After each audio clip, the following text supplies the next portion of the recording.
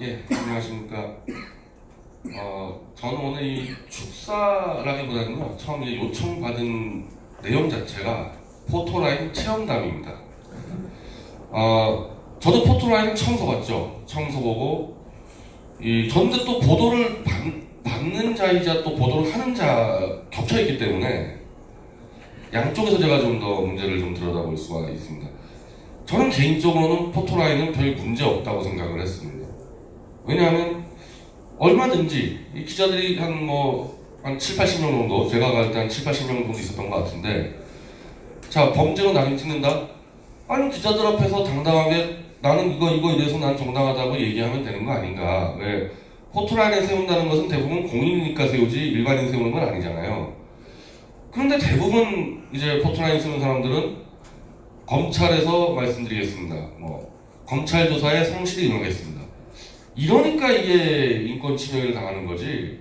아, 난 아니다. 이건 처음부터 검찰에 덮어쓰기다. 이런 식으로 치고 나가면 괜찮은 거 아닌가. 저는 그런 생각을 했었고요.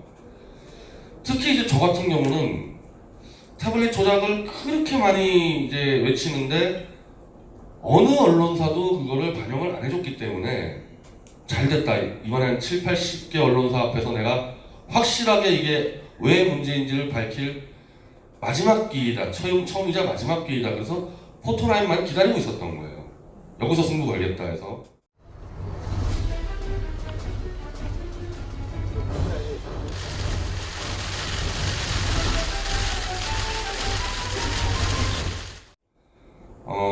미리 장문에 제 성명서를 준비를 했고, 그래서 미리 전 기자들한테 배포를 했습니다. 장문에. 검찰이 그리고 먼저 검찰이 구속영장을 칠 때 먼저 기자들에게 보도자료를 돌리지 않습니까? 다 거짓말이에요. 제가 볼 때는 검찰의 구속영장 관련 보도자료가 다 거짓말이었습니다. 그래서 그거를 반박하는 성명서를 미리 돌리고 포토라인 가서 기자들에게 상세하게 설명하겠다는 이제 계획을 갖고 있었던 거죠. 자, 원래 이 구속영장이 나오면요, 저도 그건 몰랐었는데 저는 이거 바로 그냥 이 법원으로 가는 줄 알았더니 검찰로 갑니다. 검찰로 가서 저를 구속영장을 청구한 그 검사실로 가요. 이건 제가 몰랐거든요. 아예 안 그래도 영장 치는 놈 그 꼴도 보고 싶은데 왜 그놈 방으로 가야 되나 이런 생각을 했는데, 일단 그 변호사 서정욱 변호사랑 이제 그 검사방에 갔는데 그냥 뭐 좀 화기애애했어요. 그 방에서 그냥. 왜냐면 이미 영장 쳤는데 죽이니 살리니 그럴 관계가 아니니까. 그때 그 검사도 이게 당신에게 원수 져서 그런 것도 아니고 나는 검사 입장에서 어쩔 수가 없다 그래서 나도 시민운동자 언론의 입장에서 나도 최선을 다한 거니까 서로 감정 갖지 말고 정당하게 팩트와 법으로 승부하자. 그렇게 악수하고 조사관 하고도 다 악수하고. 그럴 때 이제 문제가 이제 그 수갑 채용 여부잖아요. 이제 수갑을. 그러니까 이제 거기서 수갑을 채우는 거거든요. 검사실에 들어갔을 때. 근데 처음부터 서정욱 변호사가 이 수갑 안 채워도 되지 않냐, 무슨 도지 우려가 있냐. 그래서 워낙 그냥 검사하고 화기애애가 있었기 때문에 수갑 채우지 마. 그러니까 이제 저를 이제 법원까지 가이든지 견인인지 이제 법원까지 데리고 갈 이제 검찰 측 직원 2명이 붙는데 그냥 검사가 수갑 안 채우는 걸로 간단하게 결정을 했습니다. 그러니까 세계 대부분 사실은 수갑을 찬 채로 포토라인에 서질 않는 거예요. 왜냐하면 이미 검사실까지 간 사람이 뭘 도주를 하겠어요. 상식적으로 도주하려면 그냥 일찌감치 나르지. 검사실까지 들어갔는데 검사실까지 온 사람이 도주할 우려가 있다고 수갑 채우는 게 얼마나 우습냐는 겁니다. 그래서 대부분 수갑을 안 채우는데 그 기무사령관이죠. 이재수 사령관인가요? 도무지 이해가 안 돼요. 어떻게 수갑을 채웠는지가. 다 마찬가지일 텐데 그분도 검사실 가가지고 멱살 잡았겠습니까? 검사랑 그냥 서로 그냥 직분에 충실한 거니까 서로 그냥 감정 갖지 말자 이런 대화했을 거 아니에요? 어떻게 수갑을 차게 됐고 그분은 분명히 거부를 했을 텐데 좀 납득이 안 되는 부분이 있습니다. 김경수는 찾잖아. 아니, 김경수 구속될 때요?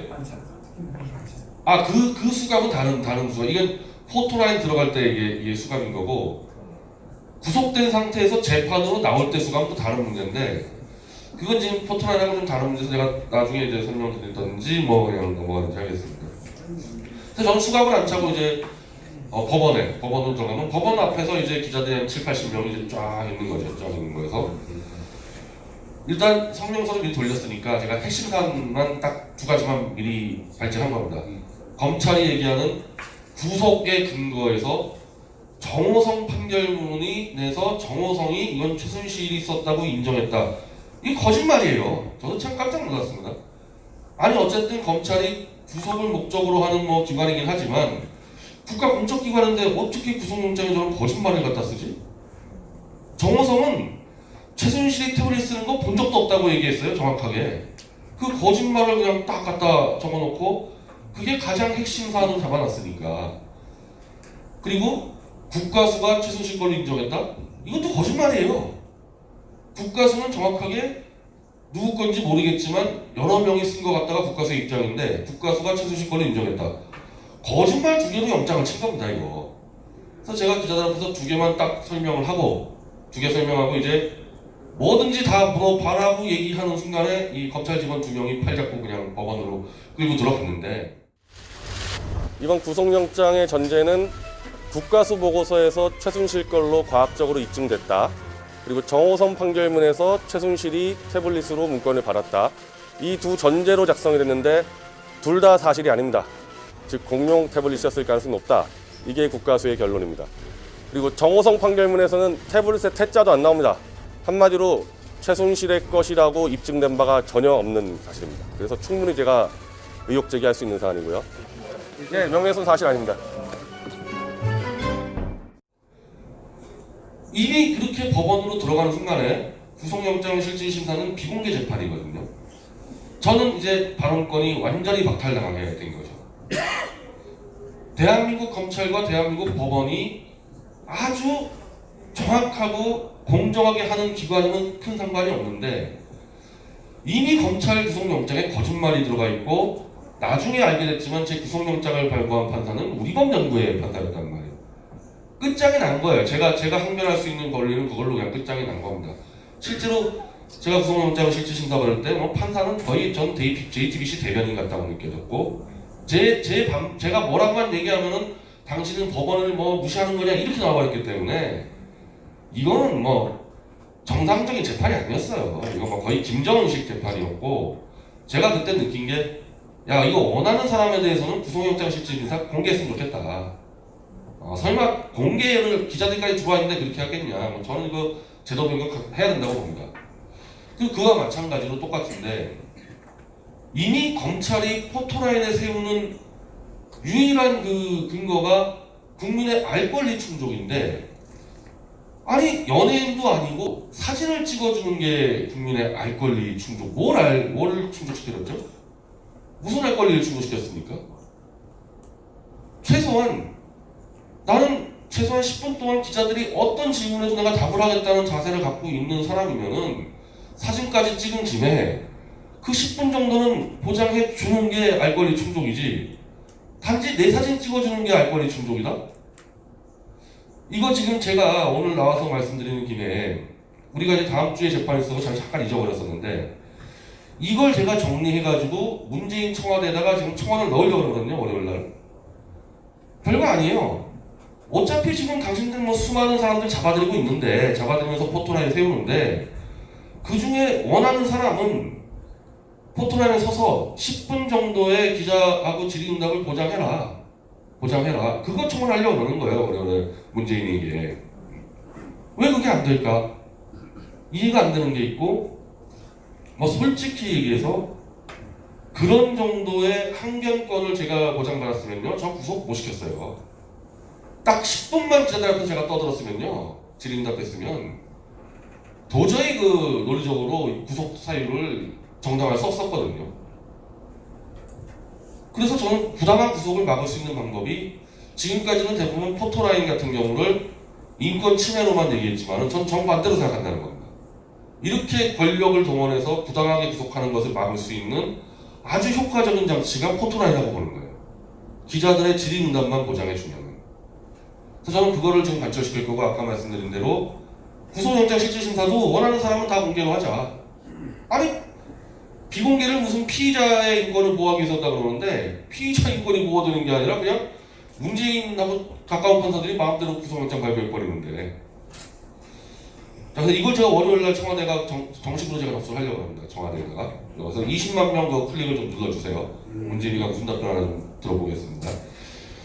그 이제 이 포토라인은 요 정도고, 아까 그 지금 박인환 대표님이 얘기하신 이제 수감 문제 제가 잠깐 설명드리고 끝내겠습니다. 이 서울구치소로 들어오면은 법원으로 이제 가는 것을 출정 간다고 표현합니다. 법원에 출정 간다고 표현하는데, 출정 가기 전에 모든 이 수용자들은 그 한 사무실에 들려서 수갑을 찹니다. 수갑을 차요. 그리고 그 출정 사무소에는 수갑을 채우지 않는 예외 조항이 적혀 있는데, 70대 노인과 여성, 장애인 등 노약자.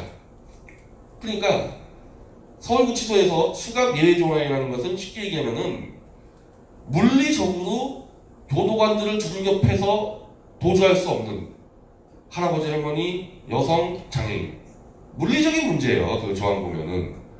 저는 텍스트 언론을 했기 때문에 그냥 문자가 있으면 그냥 본능적으로 그거 보고 외우는 버릇이 돼 있기 때문에 바로 그 문구를 봤죠. 문구를 보고 만약에 나한테 해당 사항이 있었으면 제가 당연히 나도 수갑 안 차겠다는 의견을 냈을 거 아닙니까? 근데 딱 보니까 70대 이상도 아니고 여성도 아니고 장애인도 아니고 나하고 상관이 없네. 그래서 저는 그냥 수갑을 계속 찾던 거고, 제가 처음 수갑 찰 때 그 서울구치소도요, 그 교도관들 중에서 태극기 집회 나온 사람들이 많이 있어요. 그래서 잘해줘요. 그래서 저 첫 수갑 채우는 분도 그렇게 얘기하시는데, 이 수갑 차는 거 어차피 도주도 안 하실 분인데 기분 나쁘시지 않냐. 그래서 아니 뭐 저기 다 수갑 차는데 뭐 나 혼자 차면 기분 나쁘겠지만은 저기 할아버님도 차시고 다 차는데 뭐가 기분 나쁘냐. 전혀 기분 나쁘지 않았어요. 똑같이 찼기 때문에. 나중에 알고 보니까 70세 이상 노인으로 분류됐던 남재준 원장, 이병호 원장, 그리고 저 이병기 원장도 다 수갑을 찼단 말이에요.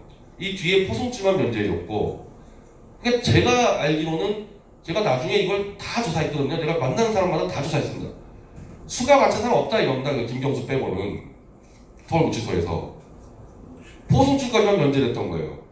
그 수갑 차고 잘 나가고 있었는데 갑자기 저 대한민국당 이진아 당원이 저한테 이 사진을 넣었는데 김경수가 손을 흔들면서 이 버스를 이게 뭐야 이게. 그래서 그때부터 이제 아까 이제 뭐 국정원 출신들이 30명 정도 있으니까 서울구치소는 국정원 출신들부터 해가지고 뭐 드루킹까지는 다 물어봤거든요. 수갑 안 찬 거 본 적 있냐? 다 찼다. 모든 경우 다 찼다. 그래서 저도 안 차겠다. 이제 수갑 안 차겠다. 왜냐면 이 당시 서울구치소가 해명한 거는 도주의 우려가 현저히 없는 자에 한해서 수갑을 면제시킬 수 있었다. 이렇게 얘기를 했습니다. 뭐 박 대통령 팔면서. 그 조항 없었어요. 분명히 출정사무소에 없었기 때문에. 자, 그리고 나도 도주의 우려가 없다. 왜 김경수만 도주의 우려가 없냐. 나도 안 차겠다.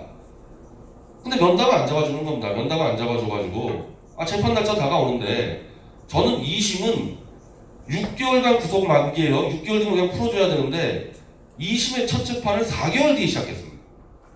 조작 증거들을 그냥 다 집어넣어버렸더니 재판을 안 하는 거예요. 아예 그냥 4개월 만에 첫 재판이에요. 제가 보석도 일찍 신청했는데 보석 심리도 안 해버리는 거예요. 그냥 그 4개월 만에 첫 재판 해가지고 난 보석으로 빨리 나와야 되는데 난 수갑 채우는데 안 나가겠다 해버렸으니까 그냥 안 나가버린 거예요. 그냥 그때 안 나가고 재판부에다 의견서를 냈죠. 왜냐하면 보석 심리가 있단 말이에요. 저도 그렇고 김경수도 그렇고. 보석의 조건은 도주의 우려가 없어야 되고 증거인멸 우려가 없는 게 핵심인데, 아니 김경수가 이미 수갑을 안 찼을 때 서울구치소에서 도주의 우려가 없기 때문에 수갑을 안 차왔다고 이렇게 발표해버리니까 그 바로 뒤에 제가 수갑을 차고 나가버리면은 난 도주의 우려가 있는 놈이 돼버리는 거잖아요. 그럼 보석 조건에서 서울구치소가 개입한 게 되니까 난 나갈 수가 없다 해서 그 의견서를 재판부에 냈고, 우리 변호사가 재판부한테 읽었을 때 판사들도 납득을 했다는 거예요. 말도 안 되는 얘기잖아요. 왜 구치소가 이 보석 조건에 개입하게 되냐. 그래가지고 이제 막 기사가 나가고 그러니까 이제 부랴부랴 구치소에서 저랑 면담을 이제 하자 그래서 제가 분명히 얘기했습니다. 야, 이 출정 사무소의 문구에 도주의 우려가 없는 자가 없지 않냐. 너희들이 왜 언론에다가 거짓말하냐 했던 이 조항을 보여주는데, 조항에 이제 현재의 도주의 우려가 없는 자가 있어요. 그래서 그럼 왜 출정사무소에 그걸 안 놨냐? 그게 있었으면 내가 신청하지 않았겠냐? 있다는 거예요. 무조건 출정사무소에도 그 문구가 있다. 그래서 그럼 가서 확인하자. 뭐 열쇠를 잃어버렸대. 열쇠를 못 열겠대요. 그뭐 제가 뭐 저도 수감자니까 돌아다니면서 취재를 못 하잖아요. 나중에 이제 재판 갈 때 제가 그냥 바로 재판 갈 때 제일 먼저 확인을 딱 하니까 아까 말씀드린 대로 70세 이상의 노인과 여성 장애인은 있는데 도주의 우려가 없는 자는 스티커로 그냥 붙여놨더라고요. 스티커로. 이거 지금 그 서울구치소가 언론에 한 거 다 거짓말입니다. 그거. 그런 조항 없었어요. 없었는데 그냥 정권의 채찍금 풀어주다 보니까 할 말이 없으니까 거짓말하다 저한테 걸렸으니까 스티커로 붙여놔버렸어요. 그거를. 그래서 제가 국가인권위에다가 집어넣었거든요. 이거는 평등권 침해입니다. 평등권 침해예요. 똑같은 죄수인데 왜 어떤 놈은 수갑 안 차고 나는 수갑 차냐. 서울 국가인권위가 조사를 안 해요. 이 부분에 대해서. 이건 빼도 박도 못하는 평등권 침해거든요. 조사 안 하고 있어요. 국가인권위가. 그래서 도리 없다. 그래서 이거 서울구치소에 내가 1억을 소송하겠다. 1억 소송하겠다고 이제 해놓고 아마 소송할 겁니다. 내가 다음 달에다가. 그래서 이 문제까지. 아까 말씀드린 대로 포토라인 때 들어갈 때 수감 문제 그리고 이 환경권 문제. 저는 초상권보다 뭐 제가 법률 전문가가 아니어서 어떤 용어인지 모르겠지만은 구속이 돼버리면 이 사람은 더 이상 공개적으로 어떤 주장도 못하게 돼 있습니다. 재판을 하더라도요. 변호사가 주로 얘기하지 내가 얘기할 게 별로 없어요. 마지막 환경권. 나는 구속이 될 이유가 없다. 검찰이 저건 잘못한 거라고 할 수 있는 환경권을 포토라인에서 보장해 달라. 제 의견 이렇고 이 의견을 청와대에 월요일날 제출을 할 겁니다. 그래서 이런 의견까지 포함을 하셔가지고 이 초상권 관련해서 이제 아마 언론 보도에서 여러 가지가 있을 텐데 이 책을 한번 읽어보시고 제가 이 말씀드린 포토라인 체험담하고 비교해서 한번 판단해 보시기 바랍니다. 제 말씀 여기서 마치겠습니다.